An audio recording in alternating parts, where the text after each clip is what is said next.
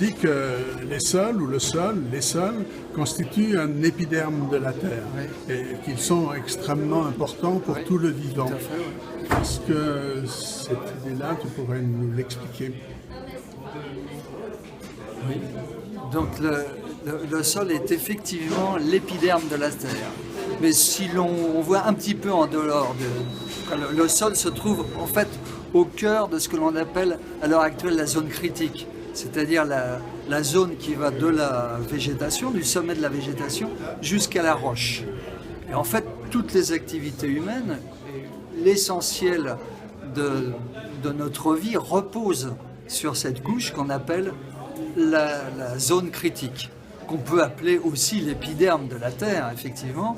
Et cet épiderme doit être respecté, doit être nourri et doit surtout être conservé et utilisé au mieux, géré au mieux. Mais encore une fois, si les sols ont une telle importance, c'est qu'ils se trouvent au cœur de tout ce qui est la biosphère, l'anthroposphère, c'est-à-dire nous-mêmes, mais aussi la géosphère. Elle se trouve vraiment entre ces différentes sphères et l'hydrosphère, bien entendu. Donc c'est vraiment au centre de toutes ces sphères et c'est le sol qui est un petit peu, pour utiliser une image des transports, c'est le hub d'une certaine manière. C'est le sol qui régule l'ensemble des cycles, à commencer par le cycle de l'eau, mais aussi les cycles géochimiques.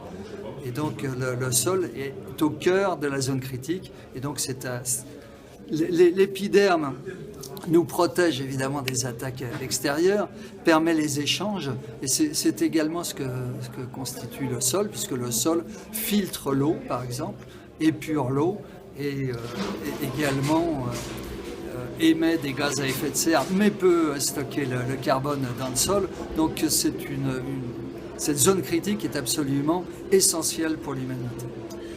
En un mot, quelle serait la fonction principale des sols par rapport à nos besoins humains? La fonction principale du sol, encore et toujours, c'est évidemment l'alimentation, puisqu'il y a 95% de notre alimentation qui vient des sols. Donc nous ne sommes pas encore sur Mars ou sur une autre planète ou dans une station orbitale. Nous devons forcément tirer notre alimentation des sols, encore une fois 95%.